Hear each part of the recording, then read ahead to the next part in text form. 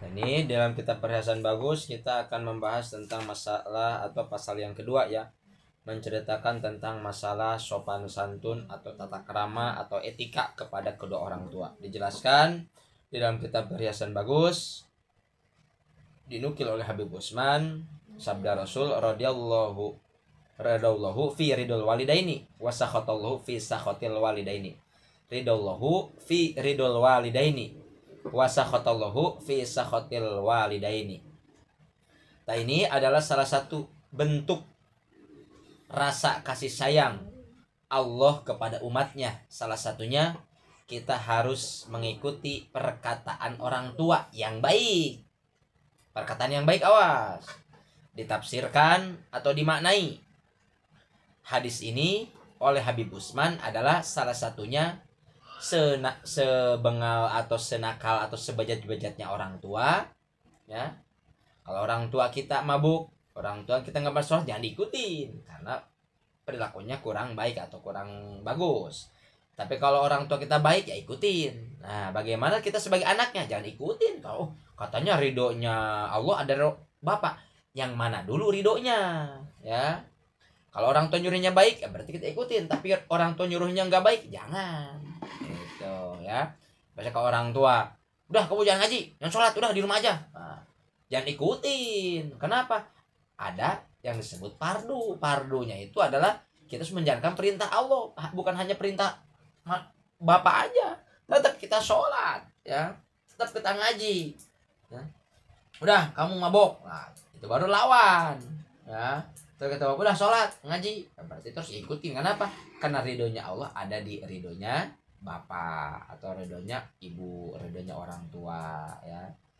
Tapi ingat, yang mana dulu ridhonya, ya. Artinya apa? Kalau orang tua kita kemudian jangan diikutin, ya.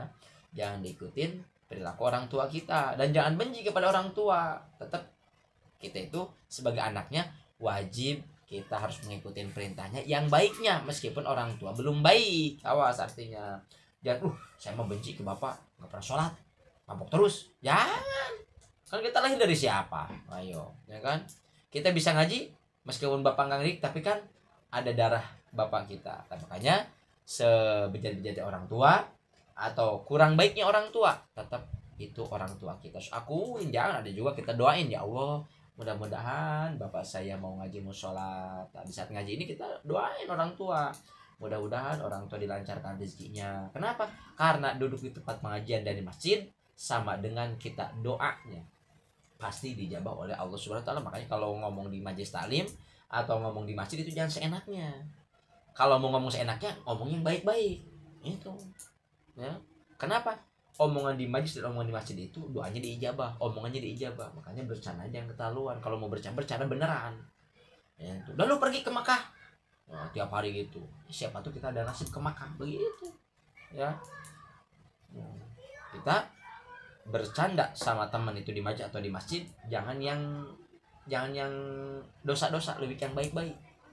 Gitu. Ya, bercanda apa? Kenapa? Karena perkataan itu adalah doa. Apalagi tempat pengajian, tempat suci. Artinya apa? Berarti ada para nabi, para malaikat yang melihat kita dan mengamini kita sedang kita ngaji.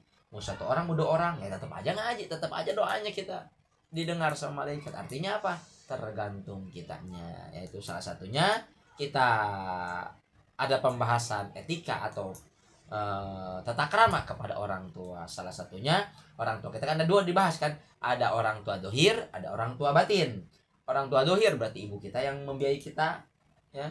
Orang tua batin yang ngajarin kita ngaji itu, ya. Dan bahkan kata Rasul, salah satu la yadkhul jannah al aku liwalidayhi wad dayusu warrajilatu minan nisai. Artinya apa?